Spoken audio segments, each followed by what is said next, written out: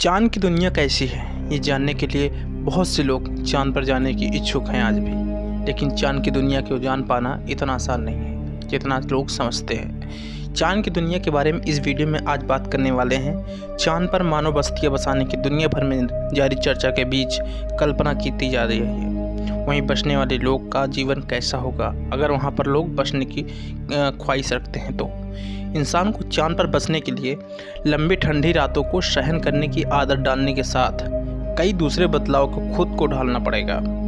ऐसा माना जाता है कि बेहद ठंडे तापमान के बाद भी चाँद के कुछ इलाकों में रात के समय चमकदार रोशनी रहती है। अगर आपको चाँद की रातों और दिन के बराबर जानकारी चाहना है तो हम आपको इस बारे में बता रहे हैं। हम आपको बता दें कि चाँद का कोई अस्थायी अंधेरा वाला हिस्सा नहीं है।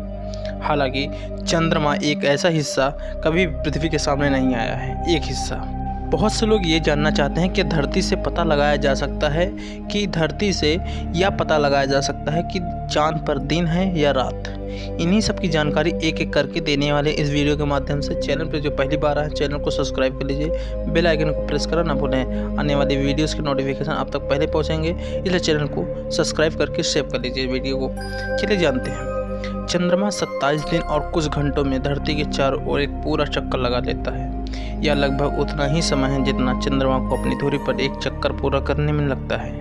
एक साथ दोनों चक्कर पूरा करने में चंद्रमा का केवल एक ही हिस्सा धरती को देखा जा सकता है। यही कारण है कि चाँद की सतह का करीब 41% हिस्सा ही धरती पर मौजूद लोग देख पाते हैं। हालांकि इससे कोई फर्क नहीं पड़ता कि चंद्रमा किसी भी समय अपनी कक्षा में कहाँ है। इसका आधा हिस्सा लगातार सूर्य की रोशनी से प्रकाशित होता रहता है। सूर्य और पृथ्वी की सापेक्ष स्थिति के चंद्रमा के चरणों को निर्धारित करती है।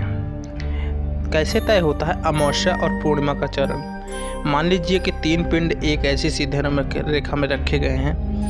पृथ्वी और सूर्य के बीच में चाँद है। ऐसे में चंद्रमा के धरती के नज़दीकी भाग को सूर्य का प्रकाश नहीं मिलता और हमारे नज़रिए से चाँद पर अंधेरा होता है।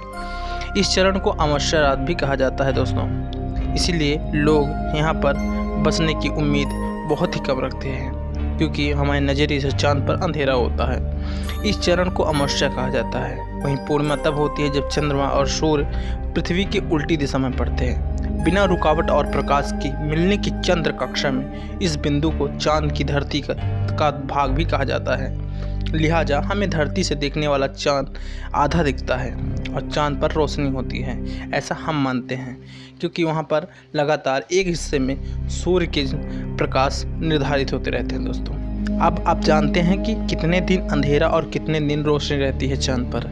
अगर हम एक दिन को उस समय के तौर पर परिभाषित करें तो माना जाता है कि चंद्रमा के पूरे हम तौर पर मानते हैं कि चंद्रमा पृथ्वी की चारों ओर एक परिक्रमा को पूरा करने के बाद सूर्य को चाँद के छित उसी बिंदु पर लौटने में लेता है।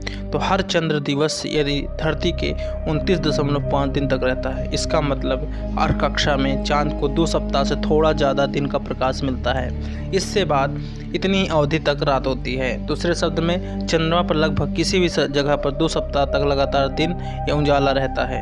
ऐसे में 2 सप्ताह लगातार अंधेरा भी रहता है। अब जानते हैं कि चाँद के किस हिस्से में हमेशा अंधकार रहता है।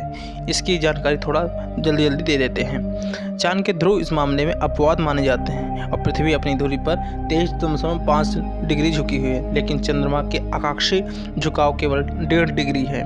ऐसे में चाँद के ध्रुवों के कुछ गहरे गड्ढे भी पाए गए हैं, जिसके तल पर 2 अरब से ज़्यादा वर्षों में पूर्व सूर्य का प्रकाश नहीं देखा जा सकता है। वो चाँद का वो हिस्सा है जहाँ सूर्य कभी चमकता ही नहीं है दोस्तों। इस तरह रही है चाँद की दुनिया की पूरी जानकारी आपको दिया मैंने इस वीडियो के माध्यम से। चैनल पहली बार आए हैं, चैनल को सब्सक्राइब कर लीजिए। आने वाली वीडियोस की नोटिफिकेशन अब तक पहले पहुँचेंगे। लगातार ऐसे वीडियो देखने के लिए बने रहें चैनल पर।